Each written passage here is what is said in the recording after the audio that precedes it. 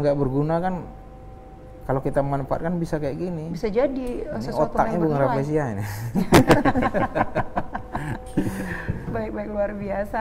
Nah, untuk artinya bahan ya Pak ya, bahan tadi banyak. Pak Diman bilang pasir kita banyak, kemudian bahan-bahan dari alam kita juga pasirnya bagus begitu Pak ya, dan salah satunya ternyata bisa dimanfaatkan untuk suatu karya kerajinan begitu Pak ya. Baik. Nah, kemudian bahan-bahan yang diperoleh oleh Pak Dimon dan Pak Mirza itu sendiri, selain pasir, ada apa aja yang kita peroleh dari alam kita, dari pantai kita? Pak Mirza, silahkan. Iya.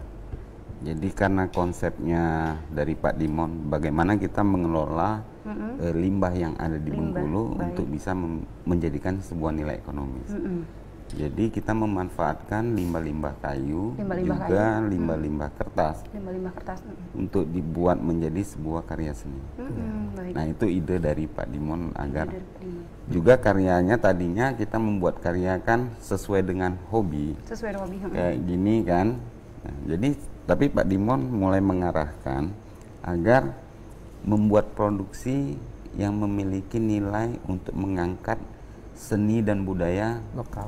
Nah, iya, baik. Jadi saat ini kita akan merubah paradigma yang tadinya dari hobi menjadi sebuah nilai untuk mengangkat lokal kita di Bengkulu. Baik. Nah, ide-ide dari Pak Dimon dan Pak Mirza sendiri terkait dengan seni-seni yang ada di lokal kita, khususnya di Bengkulu itu sendiri, apa aja sih kalau boleh diceritakan ke kita yang ingin dikembangkan lebih lanjutnya, yang mungkin nilai-nilai seni yang ada di lokal kita sendiri di Bengkulu yang bisa nilai jualnya bahkan sampai ke internasional. Nah, itu ide-idenya dapat dari mana Pak Dimon? Barangkali silakan. Ya, kalau saya dalam menciptakan menelurkan suatu produk itu, saya tekankan dengan Pak Mirza, kita pakai konsep ATM, amati, tiru, modifikasi. Karena kalau kita sebagai pionir awal, saya rasa dengan dinamika produk yang terlalu banyak agak susah sekarang. Jadi kita tiru saja, kita modif sedikit sebenarnya. Jadi dengan kita saat ini kita sudah merambah, kita telah ikut membantu dinas kebersihan ya, dengan kita mengambil limbah-limbah kayu yang ada di pinggiran pantai. Mana Pak, yang ngambil siapa Pak? Anak-anak kita. Anak-anak binaan. Ya, kadang ikut juga. Kadang-kadang kita sambil cari keringat, ikut juga sambil jogging gitu ya. Jadi kita kumpulkanlah di rumah, kita bersihkan, kita semprot, buang-buang pasir. Mana yang memiliki nilai estetika yang bagus, ini bisa dijadikan ini, ataupun masih mentah kemarin kayak ukiran kadang-kadang yang dimakan rayap itu pun bagus hasilnya begitu. Ternyata ya. Baik, kemudian Pak, kalau yang betul-betul lembaran papan kita jadikan hiasan seperti ini manfaatnya ini dari kayu-kayu bekas ini, dari sendok, kemudian jam-jam dinding, jam-jam meja begitu. Jadi konsepnya kita selalu memakai bahan daur ulang, memanfaatkan limbah tadi ya Pak limbah, ya? karena apa? Sumber daya alam kita ini kan terbatas. Iya, kalau kita pakai kayu baru lagi, hutan udah ditebang lagi dan sebagainya gitu. Bagaimana kita memulai dari yang ada aja, jangan dari yang tidak banyak ada. Ya Pak ya, yang luar bisa biasa dihasilkan. Luar biasa banyak, tinggal bagaimana kejelian kita melihat peluang itu, Mbak. Baik, jadi nggak apa-apa ya, amati, tiru, dan modifikasi begitu Pak ya. Baik. Nah, untuk karya-karya kita sendiri ini sudah melanglang buana sampai ke internasional. Itu gimana ceritanya Pak bisa sampai ke sana barangkali? Alhamdulillah ya, saya kan bikin itu hanya melalui media sosial. Medsos ya. Nah, saya bikin fanpage-nya di Facebook, kadang-kadang di status WA itu kan. Cuman yang luar biasa di Facebook itu, saya share. Kemudian masuk Messenger, kemarin dari Brunei dia pesan foto wajah dia, dari Malaysia, dari Manila, Filipina, dari Yaman kemarin kan. Cuman ya itulah dinamikanya begitu. Kalau rata-rata kalau dari Bengkulu ini mereka untuk koleksi foto keluarga, kado, souvenir ulang tahun. Gitu. Baik. Tapi kalau di luar mungkin lebih ininya lebih bernilai begitu Pak ya, terutama seperti patung dan sebagainya itu ya.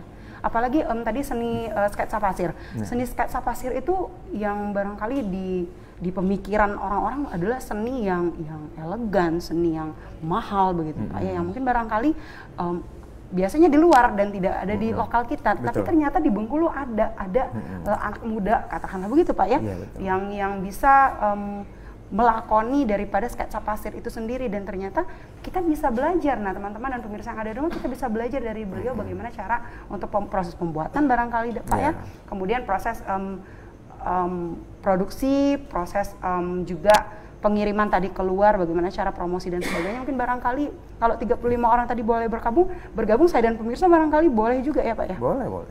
Jadi memang benar-benar tidak hanya sekedar melukis, tapi juga memberikan ilmu juga ya Pak ya, bermanfaat tadi.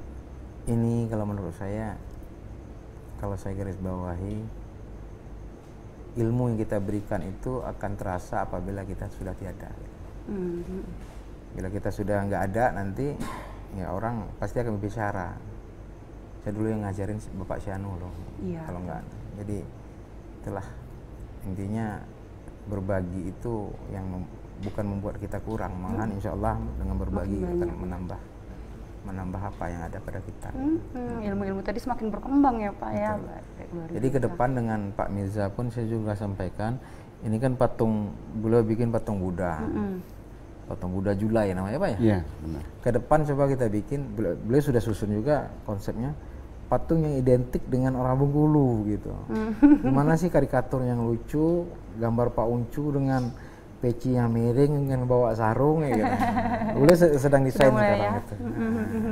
Dan mungkin barangkali untuk karya-karya Bengkulu sendiri untuk menemukan ikon Ibu Fatmawati aja kemarin lumayan. Wah, luar biasa itu. Luar biasa ya Pak ya. Nah itu sendiri gimana nih menurut pandangan Pak Mirza barangkali yang mungkin lebih ke bidangnya terkait dengan ikon kebanggaan kita ini Pak? Ya sebenarnya banyak ya, namun pembinaan yang kurang. Jadi dengan permasalahan itu, nah, saya sepakat dengan Pak Dimon untuk bagaimana kita mengelola, terus untuk mencoba memperkenalkan seni dan budaya tadi, terus menelurkan juga kepada bibit-bibit baru ya. Betul. Jadi dari ide-ide, sebenarnya idenya di Bengkulu ini banyak. Banyak ya. Dari tempat-tempat objek wisata maupun tempat-tempat peninggalan sejarah itu bisa kita angkat untuk memperkenalkan Bengkulu. Nah selain daripada itu, yang terutama tadi menumbuhkan bibit baru agar mereka bisa ikut berkarya memperkenalkan Provinsi Bengkulu khususnya. Baik, terutama nilainya juga miliaran Pak ya. Wah itu salah satu nih bukti bahwa seni dan karya ini nilainya luar biasa. Dan seperti apa sih kesabaran mereka, ketelatenan mereka dalam pembuatan atau produksi karya-karya mereka? Nanti kita akan lanjut lagi, namun setelah usai jeda pariwara berikut ini. Tetaplah bersama kami dalam apresiasi seni dan budaya. 1 dari 4 gendang besar di dunia.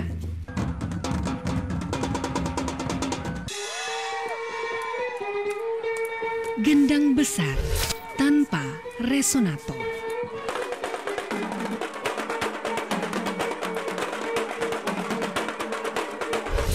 Alat musik, tradisi, dan kreasi.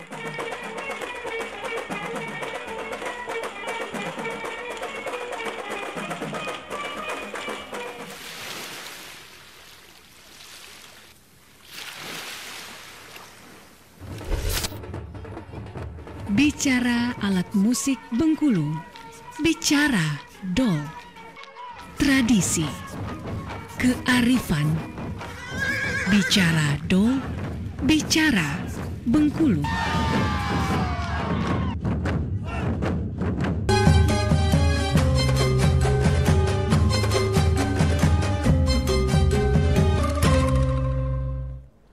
Balik lagi bersama kami dalam Apresiasi Seni dan Budaya TVRI Bengkulu, masih dengan tema yang sama, biarkan pasir berbicara.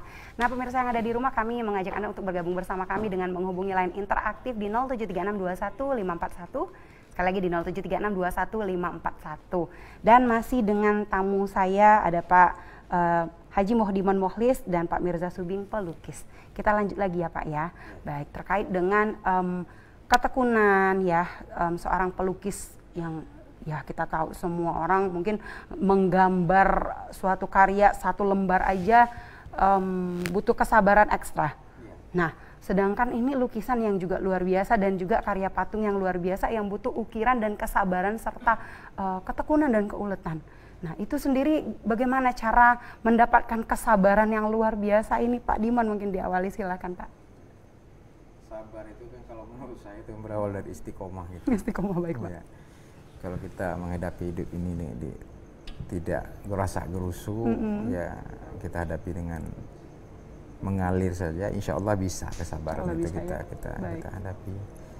Jadi kunci hidup itu memang sabar. Sabar ya Pak. Dengan berbuah sabar itu akan berbuah indah pada akhirnya gitu. Baik, jadi istiqomah aja ya Pak ya, termasuk dengan karya ya. Iya. Yang namanya istiqomah itu memang berat gitu ya. Iya, kalau surga ya. Ya kalau ringan istirahat. Baik. Jadi memang betul kesabaran itu memang ya istiqomah ya Pak ya. Iya, memang juga harus dilatih juga ya Pak ya kesabaran ya. Tadi bahkan dalam agama kita juga meminta kita untuk sabar ya Pak ya, karena hadiahnya juga luar biasa.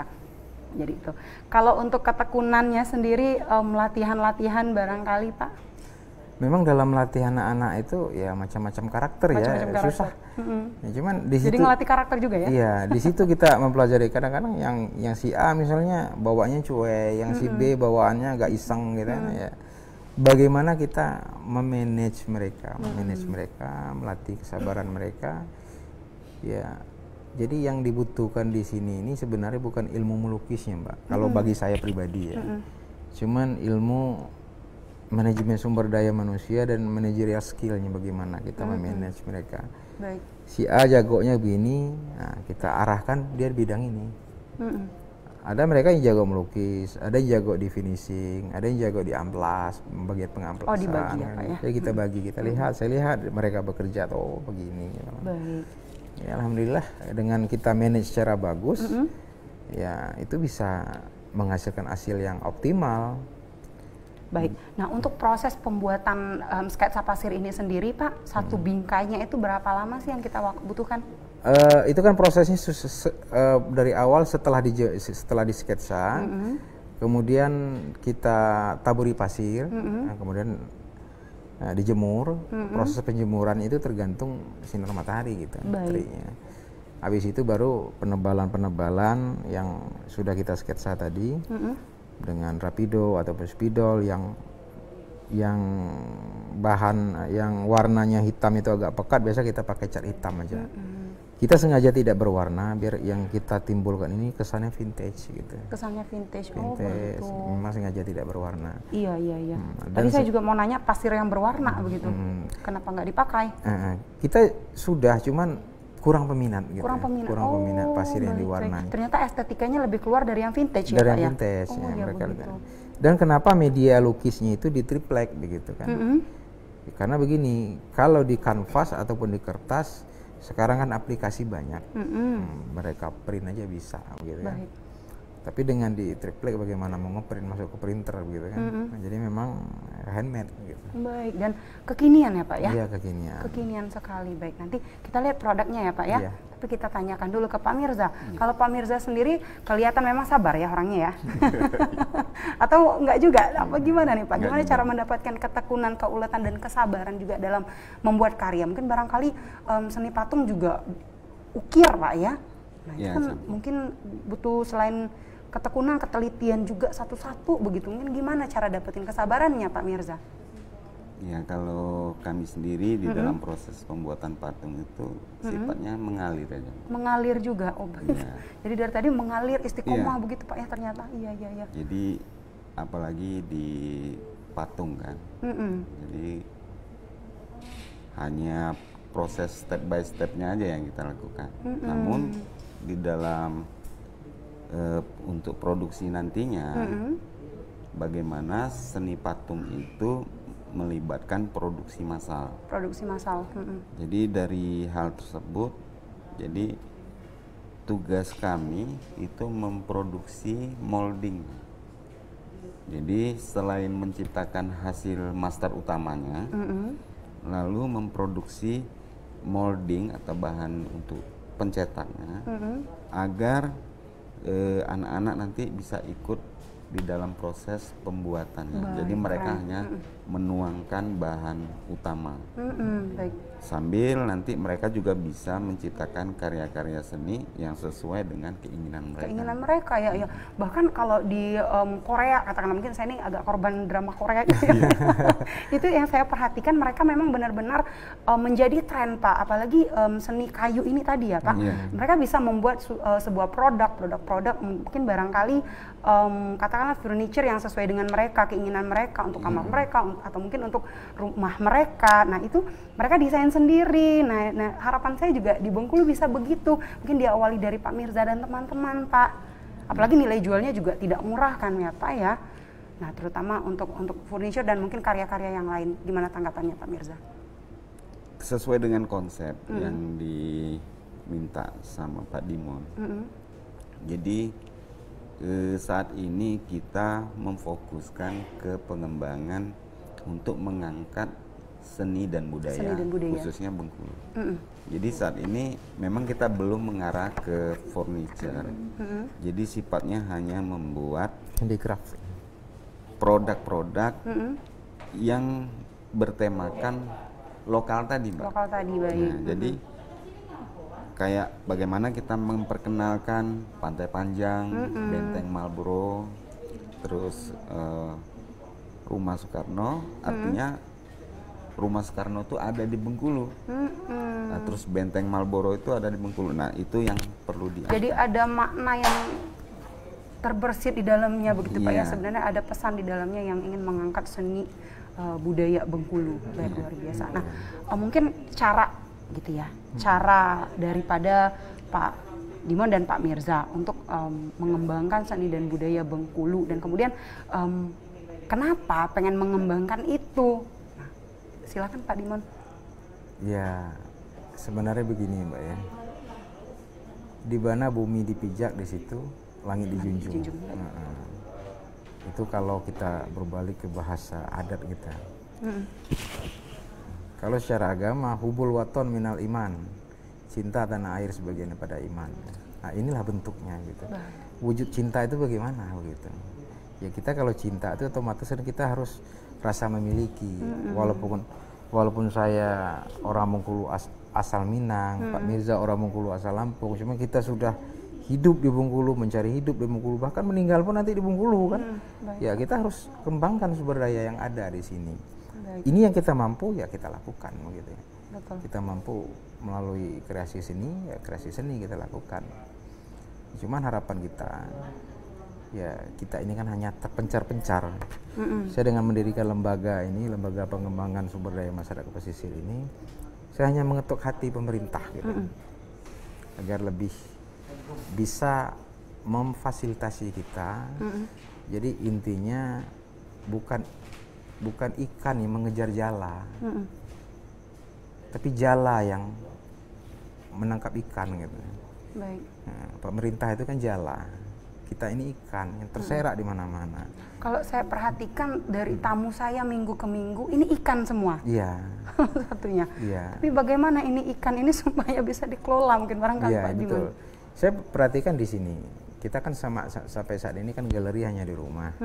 Harapan kita mungkin ada bangunan yang baru dibangun di pantai itu ya Pak ya.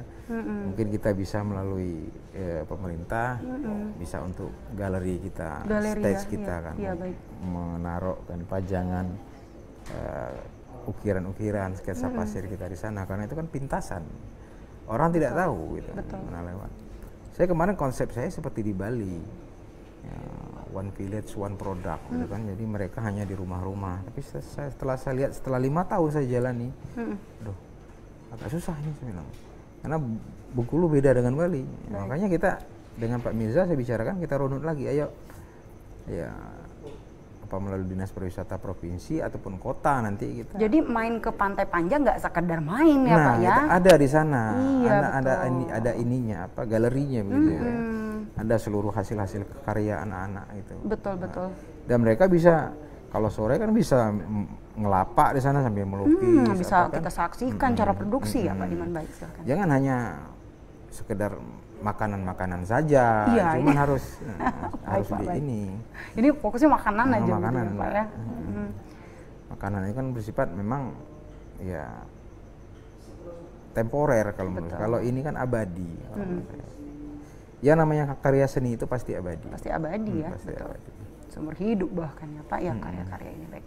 Nah, kesulitan-kesulitan daripada Pak Dimon dalam mengelola bersama Pak Mirza juga salah satunya untuk mengumpulkan daripada teman-teman yang juga memiliki hobi yang sama walaupun dengan jenis yang berbeda, katakanlah begitu Pak ya. Nah itu apa kesulitan yang untuk saat ini kan banyak sekali di Bengkulu ini, mungkin seni lantung dan juga seni-seni yang lain mungkin barangkali dari kerang dan sebagainya itu sudah banyak sekali di Bengkulu. Nah bagaimana cara Pak Dimon mengumpulkan mereka? Apakah terdapat kesulitan-kesulitan? Kalau kesulitan tidak ada, kita tetap berkoordinasi karena mereka sudah punya kreasi sendiri. Kita tidak mencampuri, kita juga sudah ada kan. Cuman kesulitan kita mungkin juga karena Pak Mirza ya. Pak Mirza kan banyak bermain di kriya kayu. Selama ini beliau jujur saya lihat bermain kayu itu menghasilkan itu memang manual gitu. Alangkah baiknya ada sentuhan dari pihak pemerintah atau lembaga BUMN untuk memberikan bantuan mesin produksi kepada beliau. Masa tidak ada bantuan pemerintah Pak Dimon? Kalau Pak Mirza masih manual. Jadi manual Pak? Ya. Murni manual. Kenapa tidak ada bantuan dari pemerintah Pak? Sudah coba diketuk pemerintahnya atau belum ini Pak? Itu tugas Pak Dimon. Pak Dimon bagaimana Pak? Itulah saya bilang. Kalau ikan yang mengejar jala lucu kan, seharusnya jala yang mencari ikan. Mencari baik. Mereka harusnya gigih begitu ya Pak ya, karena banyak sekali di daerah pesisir kita. Jangan sampai harapan kita itu pemerintah bukan hanya sekedar kita dipanggil ketika ada acara sebatas seremonial saja. Iya betul. Ya, dan saya berpikir pun ya sudahlah ya. Ya mungkin baru sebatas itu ininya pemikiran bapak-bapak kita itu. Jadi biarlah kita berjalan dengan apa yang sudah ada pada kita. Berjalan. Intinya kita jangan terlalu tergantung ya saya bilang. Tergantung kepada manusia kita susah. Tapi memang betul Pak, dari minggu ke minggu tamu saya yang hadir pun semuanya hampir mayoritas mengeluhkan perhatian begitu ya. Perhatian mungkin bimbingan lah katakanlah begitu untuk mungkin baik dari seni budaya tari dan sebagainya, seni tradisi musik dan sebagainya, semuanya ikannya sudah begitu banyak di Bengkulu ini, sudah sangat kaya akan potensi-potensi yang ada. Hanya saja barangkali untuk bagian pembinaan yang mungkin kurang begitu ya untuk teman-teman mungkin lebih mendapat perhatian ya. Bagaimana rasanya kita membuat suatu karya tapi kurang diperhatikan oleh bapaknya katakanlah begitu kan ya Pak ya, mungkin batas-batas itulah barangkali yang mungkin harusnya lebih diperhatikan lagi supaya ini bisa lebih membangun daripada provinsi kita khususnya ke depannya harapannya. Instansi yang terkait di sini cuma dua Mbak. Perindak dengan pariwisata. Pariwisata iya. Ya, kalau bisa saran ke depan bagi pemimpin ke depan, yang ditaruh di Dinas Pariwisata itu memang betul-betul orang yang mengerti seni dan wisata. Nah juga di Perindak begitu kan. Ya memang ya agak tabu saya bicara seperti itu. Cuman kadang-kadang itulah luapan perasaan kita. Betul. Bahkan sekarang apa-apa pandemi ya Pak ya. Mungkin apa-apa pandemi. Padahal mungkin di daerah lain sendiri atau di negara luar sendiri tetap berfokus dengan karya seni mereka karena ya jangan sampai sudah hancur begitu ya Pak ya. Sudah katakanlah sudah resesi baru sibuk nih kelimpungan. Dan kita alhamdulillah ya Pak Mirza ya sejak masa pandemi ini produk kita makin banyak. Alhamdulillah. Gitu. Karena kita di rumah. Pak? Karena kita di rumah selalu berkreasi. Iya, semakin banyak ya produksinya. Malahan dari bukan hanya ini aja, kita seni bonsai kita sudah banyak. Bonsai juga. Wah, ini banyak sekali nih suatu kreativitasnya jadi Pak pandemi yang membawa ini, yang menambah kreasi begitu menurut saya. Jadi jangan jadikan tantangan peluang pandemi itu menjadi hambatan, jadikan sebagai peluang menurut saya. Ternyata banyak peluang-peluang ya Pak ya. Betul. Timbul baik. Karena begini loh Mbak. Silakan Pak. Pelaut yang tangguh itu bukan dihasilkan dari ombak yang kecil loh, tapi ombak yang besar. Betul. Jadi makin besar hambatannya, harusnya ini menjadi peluang yang lebih besar lagi untuk kita menghasilkan sesuatu karya.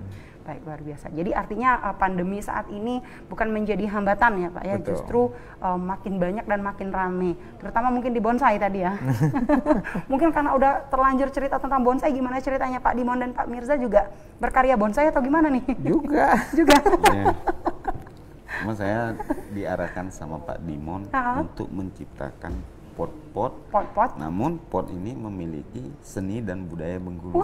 Gimana caranya? Seni nilai kearifan lokal. Bagaimana pot penjing itu yang tipis itu bikin kayak bunga rafflesianya di sana.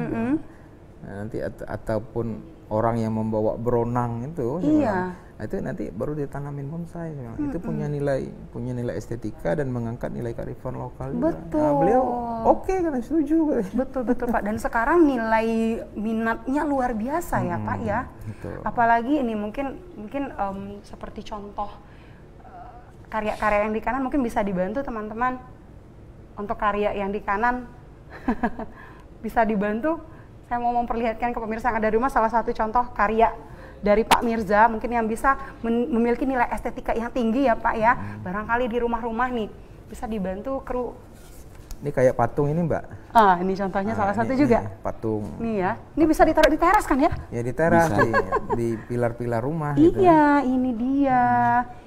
Ini semua memiliki nilai jual dan juga. Ini belum jadi hasil kerja tadi. Ini itu untuk jam Pak? ini.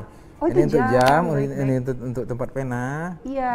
Di meja. Ini memanfaatkan kayu-kayu bekas yang kita ambil dari. Alhamdulillah, terima kasih juga kepada Pak Irwan, manajer BIM ya. Beliau kasih bahan-bahan dari permat itu untuk kita olah, packing buah. Baik. Jadi bisa diolah, bisa dimanfaatkan ya Pak. Beliau kasih ke kita. Ya ambil aja katanya. Ini semua ibu-ibu mungkin barangkali nih. Nah, ini inga-inga yang ada di rumah nih mungkin suka dengan hiasan-hiasan. Ini apalagi ini ya Pak Mirza. Ini sudah banyak untuk souvenir orang pesta. Iya Pak, ngapain kita ngambil keluar terus ya Pak ya? Kalau kita bisa memiliki karya ini, coba dipinjam dulu Pak. Nah, ini dia. Ini dari limbah-limbah yang ada di Pantai Panjang begitu Pak ya. Ternyata kalau kita kreatif kita bisa bikin ini. Nah, ini pemikiran dari Pak Mirza salah satunya, dan ini juga idolanya ibu-ibu ya Pak ya. Nah, inga-inga yang ada di rumah tuh suka sama ibu-ibu tanpa itu lumpuh Bu. Betul. Nggak ada. Jadi ibu-ibu kalau udah lihat ini udah dikasih udah senang aja begitu ya Pak ya. Dan banyak lagi produk-produk kita. Ada apa lagi nih Pak produk-produk kita yang ada di rumah? Tadi bonsai dibikin untuk tataan. Jadi kalau saya nilai nih pemirsa yang ada di rumah bahwa memang sosok tamu kita hari ini adalah sosok-sosok yang penuh dengan kreativitas dan juga menciptakan sebuah peluang. Ya, jadi pandemi ini bukan menjadi suatu penghalang. Kreativitas itulah nanti ya nilai-nilai uang dan sebagainya itu akan datang sendiri ya Pak ya. Ya iya, saya dengan adik-adik pun yang anak-anak bekerja dengan Pak Mirza, kita satukan pemikiran. Kita jangan mengharap uang dulu. Jadi begini, kita kalau menanam rumput padi itu pasti tumbuh. Tapi kalau kita menanam padi jangan harap tumbuh rumput. Jadi bekerjalah dulu, berkaryalah dulu. Kalau dengan hasil karya, uang itu insya Allah datang aja. Dan alhamdulillah itu memang terjadi. Jadi ya Pak ya. Sejak masa pandemi ini produk kita makin banyak karena mereka berkutat di rumahnya kan kerja bikin hasil ini. Bikin hasil ini Pak, iya bikin, saya bilang. Pak Mirza pun beliau lagi dapat pesanan ini sekarang nih, yang dari salah satu teman kita etnis Chinese di Pasar Borokoto itu, bikin naga yang ukuran besar gitu dari bahan gambar naga, patung naga gitu. Patung naga ya. Itu. Luar biasa Pak Mirza. Jadi Pak Dimon memiliki sebuah cita-cita dan keinginan ke depannya. Dia pengen bagaimana komunitas seni Bengkulu bisa menyatu di wilayah Pantai Panjang. Jadi Di sana komunitas seni bisa menyalurkan hobi, bakat. Nah itu yang lagi diperjuangkan oleh Pak Dimon untuk mendapatkan tempat satu space di sana. Sekarang itu kan ada bangunan yang lagi dibangun di pantai itu kan dekat sport center itu. Iya betul. Alangkah baiknya kalau pemerintah itu memberikan kepada kita untuk mengisinya, mengisi produk-produk kita, sketsa pasir, patung-patung ini kan. Baik. Jadi jangan tidak tepat sasaran begitu, jangan sampai tidak tepat guna begitu. Kita di sana pantai, tapi kok jual daster gitu. Luar biasa. Jadi harapannya memang produk-produk yang ada di katakanlah di objek wisata kita itu juga menjual nilai-nilai produk karya-karya yang memang dari asalnya begitu ya Pak ya. Ya. Seperti salah satunya tadi yang Pak Dimon dan Pak Mirza bilang pasir, sketsa pasir, kemudian banyak lagi karya-karya yang mungkin awalnya memang dari sana, dari alamnya begitu ya Pak ya. Baik. Kalau daster memang agak nyeleneh ya. Jadi sekarang yang sketsa pasir ini pun ada dua, ada yang memang pesanan itu sketsa wajah, yang kita produksi massal itu seperti itu gambar destinasi-destinasi wisata yang ada di Bengkulu. Nah, kalau ini kan sketsa wajah Ibu Fatmawati ya. Itu Pak Profesor Hazairin, karena dua ini kan pahlawan nasional dari Bengkulu. Kalau ini kan memang pesanan. Iya. Tapi yang kita produksi massal artinya berupa-rupa objek seperti Thomas Pat, Rumah Bung Karno, Rumah Fatmawati itu kita produksi massal. Gitu. Baik. Kalau foto wajah itu kan by order. Tapi yang terus kita produksi itu foto-foto destinasi yang ada di Bengkulu. Baik. Nah untuk sejauh ini sudah berapa banyak sih produksi yang kita hasilkan khususnya, dan kemudian kalau boleh saya tahu omset dari bapak-bapak ini sendiri berapa sih? Tapi setelah usai jeda pariwara berikut ini.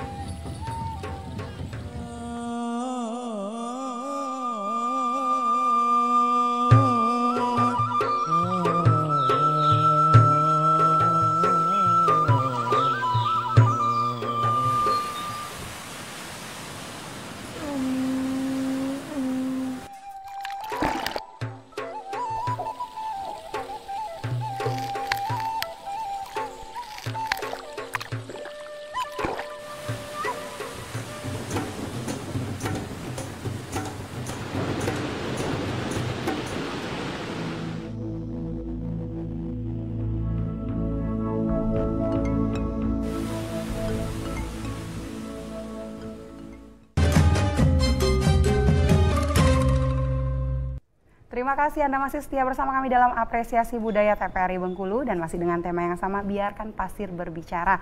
Dan sekali lagi kami mengajak pemirsa yang ada di rumah untuk bergabung bersama kami dengan menghubungi line interaktif di 0736215141. Baik, saya lanjut kembali dengan Pak Dimon tadi terakhir terhenti ya. Nah untuk omset barangkali kalau boleh dibocorkan, kita pengen tahu juga nih, mungkin pemirsa yang ada di rumah juga punya kemampuan atau skill untuk membuat suatu karya seperti Pak Dimon dan Pak Mirza. Barangkali kalau diseriusin ternyata bisa menghasilkan juga. Silahkan Pak Dimon. Alhamdulillah sejak kita berdiri 5 tahun belakang ya, dari 5 tahun yang lalu, itu alhamdulillah hasilnya itu bisalah untuk memenuhi kebutuhan anak-anak binaan kita itu kan. Ya karena satu lukisan ini yang ukuran 10R ini kita jual 200.000. Kemudian yang ukuran 22R itu berkisar sampai dari 1,5 sampai 2 juta. Yang ukuran besar begitu ya. Untuk sketsa wajah. Untuk sketsa wajah ya Pak ya. Baik. Dan minatnya pun di luar sangat tinggi ya Pak ya. Ya alhamdulillah kemarin ke Brunei, ke Malaysia, ke Yaman, ke Singapura ada juga. Karena yang kita ketahui untuk hasil printing yang biasa saja punya nilai yang luar biasa saat ini, di era saat ini kekinian begitu katakanlah ya Pak ya, itu juga punya nilai yang cukup tinggi, apalagi dengan karya yang memang dibuat handmade begitu Pak ya. Dan ini benar nih, ini adalah pasir. Mungkin pemirsa yang ada di rumah lihatnya mungkin barangkali hanya seperti apa ya, alas biasa begitu Pak ya, tapi ini adalah handmade asli pasir, misalnya dari rumah dan ditempel. Gimana, mungkin sedikit diceritain Pak Dimon gimana caranya proses penempelan ini? Iya, penempelan itu lemnya kita kuaskan, kemudian kita taburi pasir yang sudah dibersihkan gitu.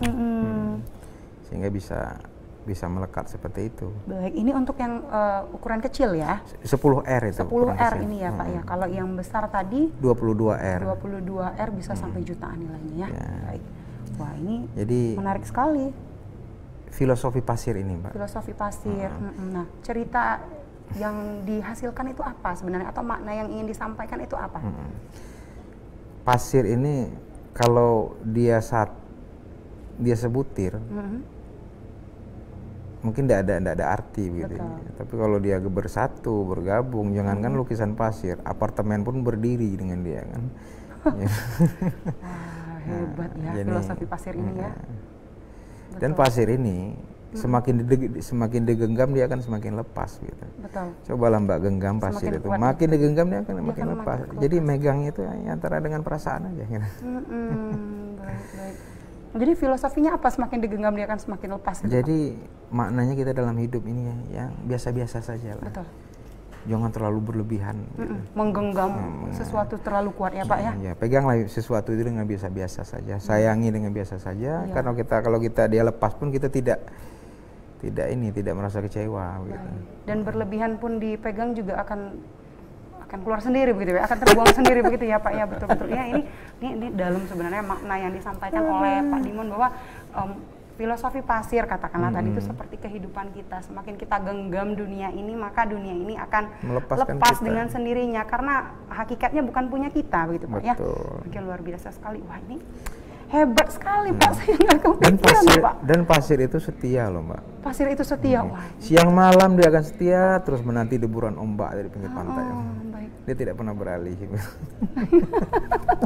Jadi ini memang benar-benar hidupnya sudah total ke pantai ya Pak ya. Kalau saya bilang kita kan anak-anak 1000 pulau. Anak-anak 1000 pulau, baik Pak. Jadi sampai bisa berfilosofi begitu Pak ya.